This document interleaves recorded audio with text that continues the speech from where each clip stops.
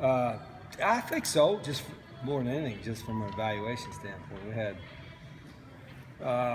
quite a few periods of some competitive situations, one-on-ones, two-on-twos, a little bit of live scrimmaging at the end, but we got to do it again Friday. So we're going to practice again Friday afternoon. Do a little meeting and walk through on Saturday, and I'll give them Sunday off. Who got the better of things out there in general? You know, it was kind of mixed. You know, I saw some veterans make a few plays,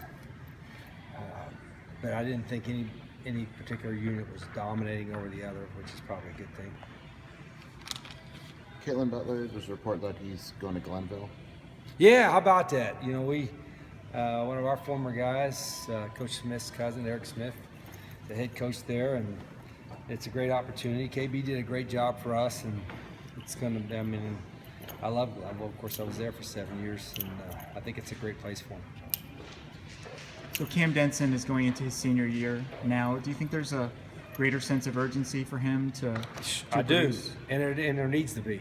And we've talked about it. This is kind of it. And not just with Cam. I think with several guys in the program, you know, their time has come, and he's one of them. You know, to kind of step up a little bit. Cam had a good day today. He's a really good athlete, and I think Cam is poised to have a big year. You know, I think the expectations coming out were probably a little too high, and we moved him around a little bit. But he's settled in the receiver. He's working hard, and you know, Cam's going to be a big part of our offense next year for sure. You're working with those guys, Yeah, like on a daily basis here. What are some of the points of emphasis that you're trying to get across to that group? Well, other than the obvious of just learning the offense and some of the fundamental part of it, I want to try to make the game simpler for them, if that makes sense. I think sometimes you can overcomplicate things as a coach. Not that we did that before with the wideouts, but I'm trying to make it simpler for them, and I'm also trying to get every wideout to be able to play every position. We've got 4 different receiver positions, and to me, it's not that difficult for all of them to learn all 4 positions, and so they're all doing, you know, rotating in that quite a bit. You have 2 guys who are that bigger body type, and Poindexter and Zach Benjamin. Do you think either one of them or both can become that kind of big receiving weapon? Yeah, I hope so. It's good to have a mix of guys. We got a couple other guys with some size coming in, but those 2 are the biggest we have right now, and both of them, just 3 practices have shown some good stuff. They're both play. What have you seen from Devon Cooper so far? Well, he was playing a little bit last year till he got hurt, and we'll try to get that year back. But he's a really athletic guy, one of the more athletic guys on the team, and he's another one that's going to have a big role for us. Can you already kind of pinpoint who some of your leaders might end up being? Not really, and you know, I'm not that concerned with it now. Of course, you know, you really need leadership, not so much in practice, but in the summer workouts. And you know, the senior class is not really big, but we have some guys that has some natural leadership to them, and I think over the course of the next 2 months, those guys will identify themselves. You were talking the other day about needing to improve the passing game. And when you say that, I think most people assume you're referring to quarterbacks.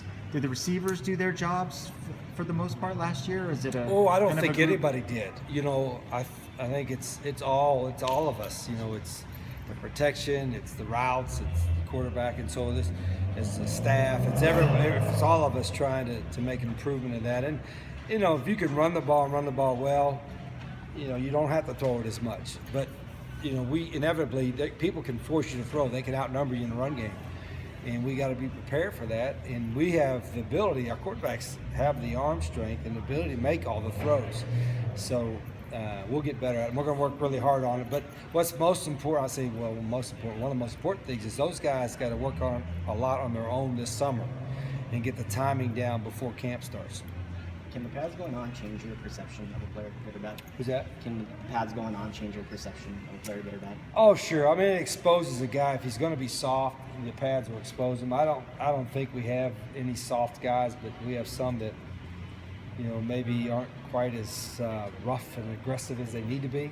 And pads, when you put the pads on, particularly when you put the pads on and go live in a team situation, you know, that'll show up if you're not aggressive and you're not tough. How much is that important to you guys? Aggressiveness. Well, I don't. The 2 4-letter words that are worst in our program are lazy and soft. And I told the team, I don't think we have anybody that's that, but you don't want to be that guy. And sometimes when you get a little tired, maybe one of those 2 will show up. But you can't be lazy and soft and play at Arizona. And I think our guys understand that and take great pride in that. Is Jacob Colacion a guy who can have an impact this season? Is he? I hope so. He hadn't practiced. He's been out with a concussion, but I'm hoping he'll be back soon. It's all wide open in every position, but particularly defensively. There's nobody's got anything locked up on that side of the ball. Okay? All right.